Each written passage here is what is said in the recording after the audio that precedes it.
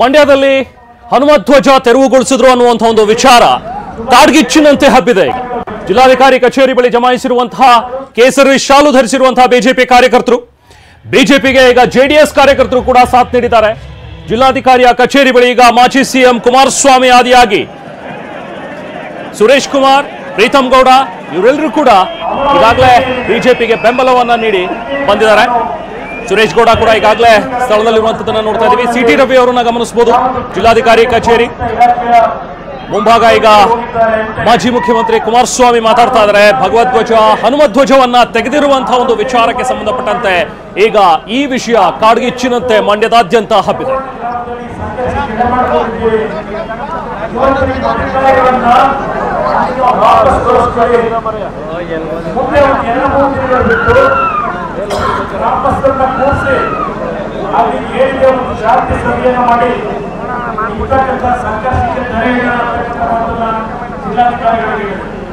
Ranganath Purohit flour mill business ನಲ್ಲಿ 1 machine ಇಂದ 8 ಲಕ್ಷ ಗಳಿಸ್ತಿದ್ದಾರೆ. ನೀವು ಕೂಡ ಅವರಿಂದ ಕಲಿಬೇಕಾ? ಅವ್ರ ಜೊತೆ ವಿಡಿಯೋ ಕಾಲ್ ನಲ್ಲಿ ಮಾತಾಡಬೇಕಾ? ಈಗಲೇ ಫ್ರೀಡಮ್ ಆಪ್ ಡೌನ್ಲೋಡ್ ಮಾಡಿ.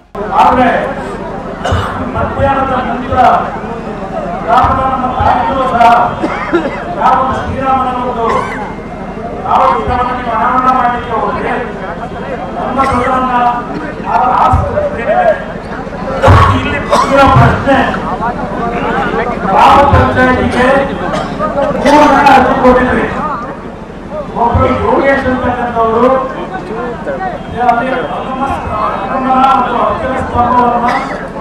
ಪ್ರತಿಷ್ಠಾಪನೆ ಮಾಡಲಿಕ್ಕೆ ಪಂಚಾಯತಿಯ ಮುಂದೆ ಅರ್ಜಿ ಕೊಟ್ಟಿದ್ರಿ. ಯೋಗೇಶ್ ಅಂತಕ್ಕಂಥವ್ರು ಅರ್ಜಿ ಕೊಟ್ಟಿದ್ದಾರೆ. ಬಹುಶಃ ಅದು ಡಿಸೆಂಬರ್ ತಿಂಗಳಲ್ಲಿ ಕೊಟ್ಟಿದ್ದಾರೆ. ಅದಕ್ಕಿಂತ ಮುಂಚೆ ನವೆಂಬರ್ ತಿಂಗಳಲ್ಲಿ 27ನೇ ತಾರೀಕಿನಂದು ನವೆಂಬರ್ 2023 27ನೇ ತಾರೀಕಿನಂದು ಗೌರಿ ಶಂಕರ ಏನೋ ಒಂದು ಪ್ರತಿಷ್ಠಾಪನೆ ಇದೆ, ಒಂದು ಟ್ರಸ್ಟ್ ಸೇವಾ ಟ್ರಸ್ಟ್ ಇದ್ದೀರಿ. ನಾವು ಒಂದು ನವೆಂಬರ್ ತಿಂಗಳಲ್ಲಿ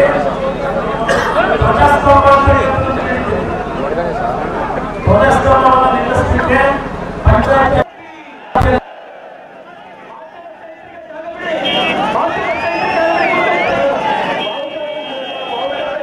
ಮಂಡ್ಯದ ಜಿಲ್ಲಾಧಿಕಾರಿ ಕಚೇರಿ ಮುಂಭಾಗ ಮಾಜಿ ಮುಖ್ಯಮಂತ್ರಿ ಕುಮಾರಸ್ವಾಮಿ ಮಾತಾಡ್ತಾ ಇದ್ದದ್ದನ್ನ ಗಮನಿಸಿದ್ವಿ.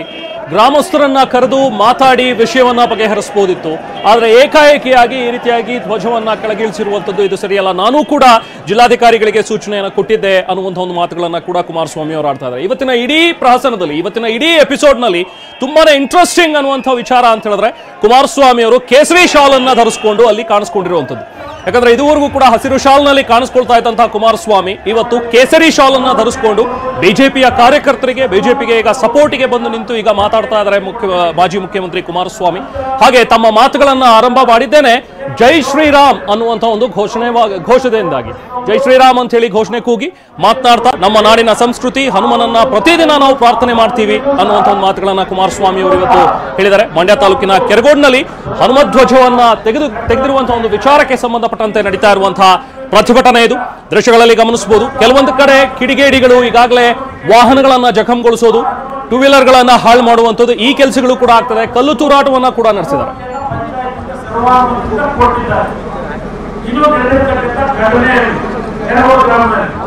ಆದರೆ ನಂತರ ನಡೆದಿರ್ತಕ್ಕಂಥ ಬೆಳವಣಿಗೆ ಏನಿದೆ, ಒಂದು ಇನ್ನೊಂದು ಗೌರಿ ಶಂಕರ ಸೇವಾ ಟ್ರಸ್ಟ್ ಹೆಸರಿನಲ್ಲಿ ಮತ್ತೆ ಕೆಲವರು ಯಾವುದೋ ಒಂದು ರಿಜಿಸ್ಟ್ರೇಷನ್ ನಂಬರ್ ಹಾಕಿ 28ನೇ ತಾರೀಕು ಅರ್ಜಿ ಕೊಟ್ಟಿದ್ದಾರೆ. ಇನ್ನೊಂದು ಅರ್ಜಿಯನ್ನು ಆ 28ನೇ ತಾರೀಕಿನ ಅರ್ಜಿಯಲ್ಲಿ ಆಮೇಲೆ ನ್ಯಾಷನಲ್ ಫ್ಲಾಗ್ ಇರ್ಬೋದು, ರಾಷ್ಟ್ರ ಧ್ವಜವನ್ನು ಹಾರಿಸ್ತಕ್ಕಂಥದ್ರಲ್ಲಿ ನಾವೇನು ವಿಧಿಯಿಂದ ನಾವೇನು ಯಾವುದೇ ರೀತಿಯಲ್ಲಿ ಕಡಿಮೆ ಇಲ್ಲ. ನಾವು ರಾಷ್ಟ್ರ ಧ್ವಜವನ್ನಿರಬಹುದು, ಹನುಮ ಧ್ವಜವನ್ನಿರಬಹುದು, ನಮ್ಮ ಸಂಸ್ಕೃತಿಯ ನಮ್ಮ ದೇವಸ್ಥಾನಗಳಲ್ಲಿರಬಹುದು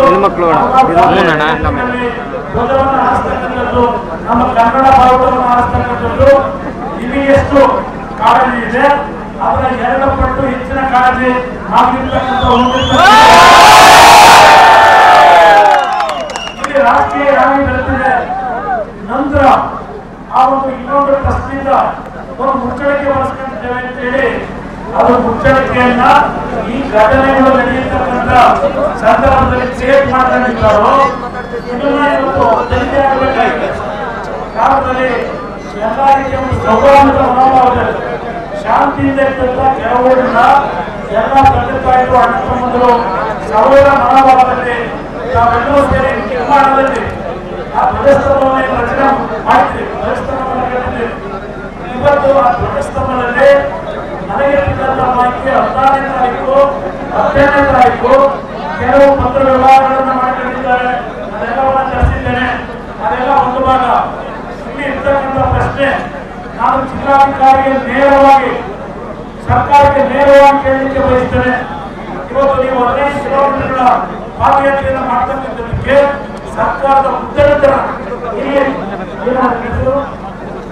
ಅನಂತಯ್ಯ ಅಂತ ಹೇಳಿ ಮೆರವಣಿಗೆ ಬರಬೇಕಾದ್ರೆ ಯಾವೊಂದು ಪೊಲೀಸ್ ದೌರ್ಜನ್ಯದಲ್ಲಿ ಏನೋ ಕಂಡುಕೊಂಡಿದ್ರೆ ಈ ಪೊಲೀಸ್ ಇಲಾಖೆ ನಮ್ಮ ಪೊಲೀಸ್ ವರಿಷ್ಠಾಧಿಕಾರಿ ಕೇಳ್ತೀನಿ, ಜಿಲ್ಲಾಧಿಕಾರಿ ಏನಾದ್ರು ಈ ಮನುಷ್ಯರಿಗೆ ಕಂಡುಕೊಂಡಿದ್ರೆ ನೀವು ತಂದು ಕೊಡ್ತಾ ಇದ್ದೀರಿ.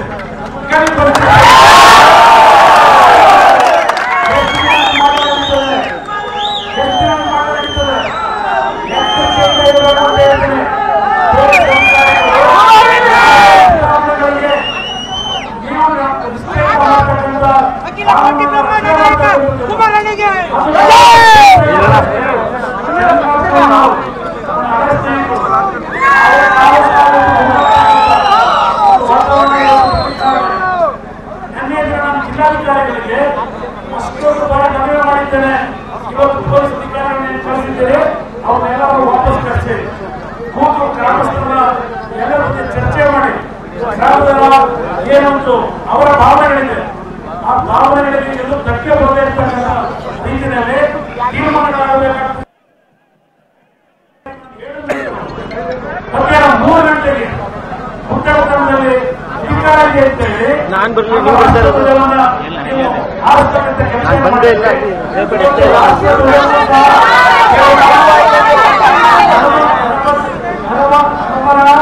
ಧ್ವಜಕ್ಕೆ ನೀವು ಅವಮಾನ ಮಾಡಲು ಅಷ್ಟೇ ಅಲ್ಲ, ರೈತ ಕುಟುಂಬದಲ್ಲಿ ರೈತರು ನಾವು ಲಾಠಿ ಚಾರ್ಜ್ಗಳನ್ನ ಮಾಡಿ ಯಾವ ರೀತಿಯಲ್ಲಿ ನಿನ್ನೆ ದಿನದ ಘಟನೆಗೆ ಇಲ್ಲಿಯ ಜಿಲ್ಲಾಡಳಿತ ಇವತ್ತು ಕಾರಣಕರ್ತರಿದ್ದಾರೆ. ಇದರ ನೇರ ಹೊಣೆಯನ್ನ ಇವತ್ತು ಜಿಲ್ಲಾ ಅಧಿಕಾರಿಗಳು ಹೊರಬೇಕಾಗಿದೆ. ಇವತ್ತು ಯಾವನ ಹೇಳ್ತಾನೆ ಅಂತ ಹೇಳಿ ನೀವು ಆ ಒಂದು ಡೈರೆಕ್ಷನ್ ಮೇಲೆ ಕೆಲಸ ಮಾಡ್ತಕ್ಕಂಥದ್ದಲ್ಲ. ಈ ಸರ್ಕಾರಕ್ಕೆ ನಾನು ಎಚ್ಚರಿಕೆಯನ್ನ ಕೊಡ್ಲಿಕ್ಕೆ ಬಯಸ್ತಕ್ಕಂಥದ್ದು ಏನು ನಿನ್ನೆಯ ಪೊಲೀಸ್ ಇಲಾಖೆ ದೌರ್ಜನ್ಯ ನಿನ್ನೆ ಆಗಿರ್ತಕ್ಕಂಥ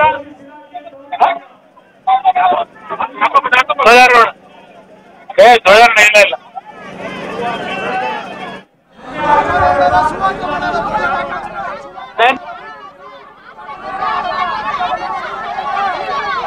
ಪೊಲೀಸರ ದೌರ್ಜನ್ಯಕ್ಕೆ ಧಿಕ್ಕಾರ, ಧಿಕ್ಕಾರ. ಪೊಲೀಸರ ದೌರ್ಜನ್ಯಕ್ಕೆ ಧಿಕ್ಕಾರ, ಧಿಕ್ಕಾರ.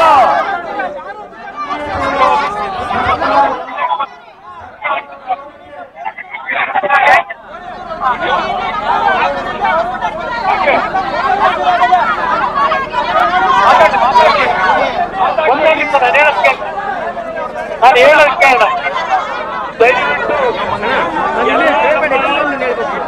ಹಿಂದೂ ಸಂಘಟನೆಗಳು ಹನುಮಾನ ಭಕ್ತರೇನಿದ್ದೀರಿ, ನಾನು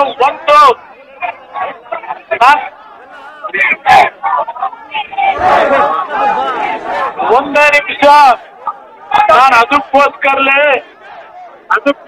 ಹೇಳ್ತಾ ಇರೋದು. ಇಲ್ಲಿ ಯಾರೋ ಒಬ್ಬ ಸಣ್ಣ ಅಧಿಕಾರಿ ಬಗ್ಗೆ ಹೇಳೋದು ನಾನು ನೋಡಿದ್ದೇನೆ. ಅಧಿಕಾರಿ ಯಾವೊಂದು ಪತ್ರ ಮಾಡ್ಕೊಂಡಿದ್ದಾರೆ, ಈಗ ಸೃಷ್ಟಿ ಮಾಡಿದ್ದಾರೆ. 16ನೇ ತಾರೀಕು 17ನೇ ತಾರೀಕು ಪತ್ರಗಳನ್ನ ಯಾವ ರೀತಿ ಸೃಷ್ಟಿ ಮಾಡ್ಕೊಂಡಿದ್ದಾರೆ. ಸರ್ವಾನುಮತದಿಂದ ಪಂಚಾಯಿತಿಯಲ್ಲಿ ನೀವು ಠರಾವನ್ನ ಹೊರಡಿಸಿದ ನಂತರ ಧ್ವಜಸ್ತಂಭವನ್ನ ಮಾಡ್ತಕ್ಕಂಥದ್ದಕ್ಕೆ 27/11/2023 ಅರ್ಜಿ ಕೊಟ್ಟಿರೋದು. ಧ್ವಜಸ್ತಂಭವನ್ನ ನೀವು ಪ್ರಾರಂಭ ಮಾಡಿರ್ತಕ್ಕಂಥದ್ದು 20ನೇ ತಾರೀಕು ಅವತ್ತೇನು ಉದ್ಘಾಟನೆ ಮಾಡಿದ್ರೆ ಈ 4 ದಿನಗಳಲ್ಲಿ ಯಾರು ಯಾವ ಚುನಾವಣೆ ಮಾಡ್ಕೊಂಡ್ರಿ ಅಲ್ಲಿ ಶಾಂತಿಯಿಂದ ಜೀವನ ನಿರ್ವಹಣೆ ಮಾಡ್ತಕ್ಕಂಥ ನಮ್ಮ ರೈತ ಕುಟುಂಬಗಳ ಮೇಲೆ ನಿನ್ನೆ ದಿನ ಏಕಾಏಕಿ ಯಾರೋ ಹೇಳಿದ್ರು ಅಂತ ಹೇಳಿ ನಮ್ಮ ಅಧಿಕಾರಿಗಳು ಬೇರೆ ಬೇರೆ ಕಡೆಯಿಂದ ಹೆಚ್ಚುವರಿ ಪೊಲೀಸ್ ಸಿಬ್ಬಂದಿಯನ್ನು ತೆಗೆದುಕೊಂಡು ಒಂದು ನೆನ್ನೆಯ ನಮ್ಮ ಅಮಾಯಕರ ಮೇಲೆ ದೌರ್ಜನ್ಯ ನಡೆಸಿದ್ದೀರಿ. ಇದನ್ನ ಅಷ್ಟು ಸುಲಭವಾಗಿ ಅರಗಿಸ್ಕೊಳ್ಳಿಕ್ಕೆ ಸರ್ಕಾರಿ ಸಾಧ್ಯ ಇಲ್ಲ. ಈ ಸಂದರ್ಭದಲ್ಲಿ ನಾನು ಹೇಳಿಕ್ ಬಯಸ್ತಾ ಇದ್ದೆ, ಇಲ್ಲಿ ನಮ್ಮ ರಾಜಕೀಯದ ಪ್ರಶ್ನೆ ಅಲ್ಲ. ಇವತ್ತು ಪ್ರತಿಯೊಂದು ಸಮಾಜದಲ್ಲಿ ಯಾವ ಅಂಬೇಡ್ಕರ್ ಬಗ್ಗೆ ಈ ಸರ್ಕಾರದ ಚರ್ಚೆ ಮಾಡ್ತೀರಿ, ಸಂವಿಧಾನದ ಬಗ್ಗೆ ಚರ್ಚೆ ಮಾಡ್ತೀರಿ.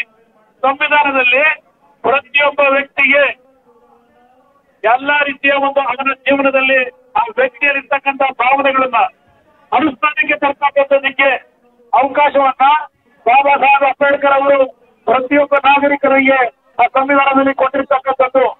ಇಲ್ಲಿ ಸಮಾಜದಲ್ಲಿ ಬೇರೆ ಬೇರೆ ರೀತಿಯಲ್ಲಿ ನೀವುಗಳು ಸಂಘರ್ಷಕ್ಕೆ ಎಡೆಮಾಡಿಕೊಡ್ತಕ್ಕಂಥ ರೀತಿಯಲ್ಲಿ ನಿನ್ನೆ ದಿನ ನೀವು ನಡೆಸಿರ್ತಕ್ಕಂಥ ಈ ಚಿಂತಾಮಣಿ ಏನಿದೆ, ಇವತ್ತು ಇದಕ್ಕೆ ನೇರ ಹೊಣೆ ಜಿಲ್ಲಾಧಿಕಾರಿಗಳೇ ಹೊರಬೇಕಾಗ್ತದೆ. ಅವರ ವಿರುದ್ಧವೇ ಹೋರಾಟ ಈ ಪ್ರಾರಂಭ ಆಗಬೇಕಾಗಿದೆ. ಮತ್ತು ಜಿಲ್ಲಾಧಿಕಾರಿಯಿಂದ ಅವ್ರನ್ನ ಇವತ್ತು ಇಲ್ಲಿಂದ ಮೊದಲು ಸಸ್ಪೆಂಡ್ ಮಾಡಿ ಹೊರಗಡೆಗೆ ಕಳಿಸಬೇಕಾಗಿರ್ತಕ್ಕಂಥದ್ದು ಅದನ್ನ ಇಷ್ಟಕ್ಕೆ ಬಿಡ್ತಕ್ಕಂಥ ಪ್ರಶ್ನೆ ಇಲ್ಲ. ಈಗಾಗಲೇ ಕೆರಗೋಡಿನಲ್ಲಿ ನಡೆದಂತ ಅಮಾಯಕರ ಮೇಲಿನ ದೌರ್ಜನ್ಯದ ವಿರುದ್ಧ ಇಡೀ ರಾಜ್ಯದಾದ್ಯಂತ ಇವತ್ತು ನಮ್ಮ ಬಿಜೆಪಿಯ ಸ್ನೇಹಿತರುಗಳಿರ್ಬೋದು, ಎಲ್ಲಾ ಭಾಗದಲ್ಲೂ ಇವತ್ತು ಯಾವ ಪ್ರತಿಭಟನೆಗಳು ನಿಮ್ಮ ಪರವಾಗಿ ಧ್ವನಿಯಂತೆ ಇಡೀ ರಾಜ್ಯದ ಹಲವಾರು ಭಾಗದಲ್ಲಿ ಪ್ರತಿಭಟನೆಯನ್ನ ಇವತ್ತು ನಮ್ಮ ಬಿಜೆಪಿ ಸ್ನೇಹಿತರು ಈಗಾಗಲೇ ಪ್ರತಿಭಟನೆ ನಡೆಸ್ತಾ ಇದ್ದಾರೆ. ಇದು ಮೊದಲನೆಯ ಎಚ್ಚರಿಕೆ.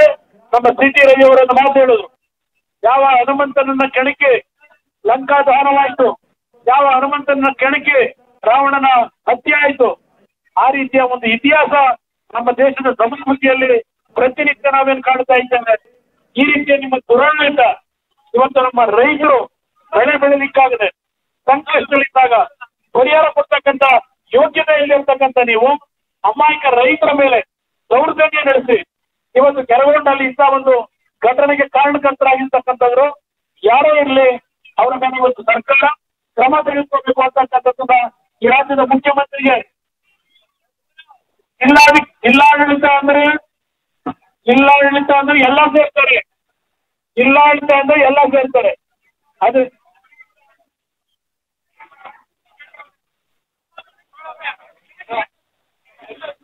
ಇದರ ಬಗ್ಗೆ ನಾನು ಒಂದು ನಿಮ್ಮೆಲ್ಲರಲ್ಲಿ ಇವತ್ತು ನಿಮ್ಮ ಇವತ್ತು ಹೋರಾಟ ಏನಿದೆ, ನಿನ್ನೆ ದಿನ ಶಾಂತಿಯುತವಾಗಿ ನಿನ್ನೆ ನೀವು ಪ್ರತಿಭಟನೆಯನ್ನು ಕೆರಗೋಡಿನಲ್ಲಿ ನಡೀತಾ ಇತ್ತು. ಸುತ್ತಮುತ್ತಲ ಹಳ್ಳಿಯಿಂದ ಬಂದಂತ ನನ್ನ ತಾಯಿದ್ರು ಹಲವಾರು ಯುವಕರು ಶಾಂತಿಯುತವಾಗಿ ನಡೆಸ್ತಾ ಇದ್ದಂತ ಪ್ರತಿಭಟನೆಯನ್ನ ಇವತ್ತು ಲಾಠಿ ಚಾರ್ಜ್ ಮುಖಾಂತರ ಅಮಾಯಕರ ಮೇಲೆ ದೈಹಿಕವಾಗಿ ಹಲ್ಲೆ ಮಾಡಿ ಅಮಾನುಷವಾಗಿ ವರ್ತನೆ ಮಾಡಿ ರಾಕ್ಷಸಿ ಕೃತ್ಯದ ಮುಖಾಂತರ ನಿಮ್ಮ ನಡವಳಿಕೆಯನ್ನ ಈ ಸರ್ಕಾರ ಇವತ್ತು ಪ್ರದರ್ಶನ ಮಾಡಿದ್ದಾರೆ.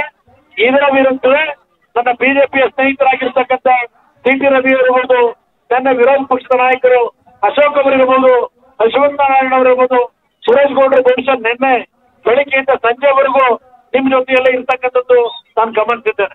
ಟಿ.ಸಿ. ತಮ್ಮಣ್ಣ ಅವರು ಬಂದಂತದ್ದಿರ್ಬೋದು, ನೀವೆಲ್ಲರೂ ಸೇರಿ ರಾಮಚಂದ್ರ ಅವರು ಹಾಗೂ ಅಶೋಕ್ ಅವರು ಹೀಗೆ ಎಲ್ಲರೂ ನಿಮ್ ಜೊತೆಯಲ್ಲಿ ನಿಮ್ಗೆ ಧ್ವನಿ ಕೊಟ್ಟು ಕೆಲಸ ಏನು ಮಾಡಿದ್ದಾರೆ. ಇವತ್ತು ಈ ಪ್ರತಿಭಟನೆ ಇಷ್ಟಕ್ಕೆ ಸೀಮಿತವಾಗಲಿಲ್ಲ. ಇವತ್ತು ಈ ಒಂದು ವೇದಿಕೆ ಮುಖಾಂತರ ಸಿದ್ದರಾಮಯ್ಯನವರ ಸರ್ಕಾರಕ್ಕೆ ನಾನು ಒಂದು ಎಚ್ಚರಿಕೆಯನ್ನ ಕೊಡ್ಲಿಕ್ಕೆ ಬಯಸ್ತಾ ಇದ್ದೇನೆ. ಪದೇ ಪದೇ ನೀವು ಮಾಡ್ತಾ ಇರ್ತಕ್ಕಂಥ ತಪ್ಪುಗಳನ್ನ ಸರಿಪಡಿಸ್ಕೊಳ್ಳಿ. ಇಲ್ಲಿ ರಾಮನ ಪ್ರಶ್ನೆ ಅಲ್ಲ. ಸಿದ್ದರಾಮಯ್ಯ ನನ್ನ ಹೆಸರಿನಲ್ಲೇ ರಾಮಾಯತರಾಗೋದಿಲ್ಲ. ನಿಮ್ಮ ನಡವಳಿಕೆಯಲ್ಲಿ ರಾಮನ ಸಂಸ್ಕೃತಿಯನ್ನ ಇವತ್ತು ನಾವು ಕಾಣಬೇಕಾಗಿದೆ.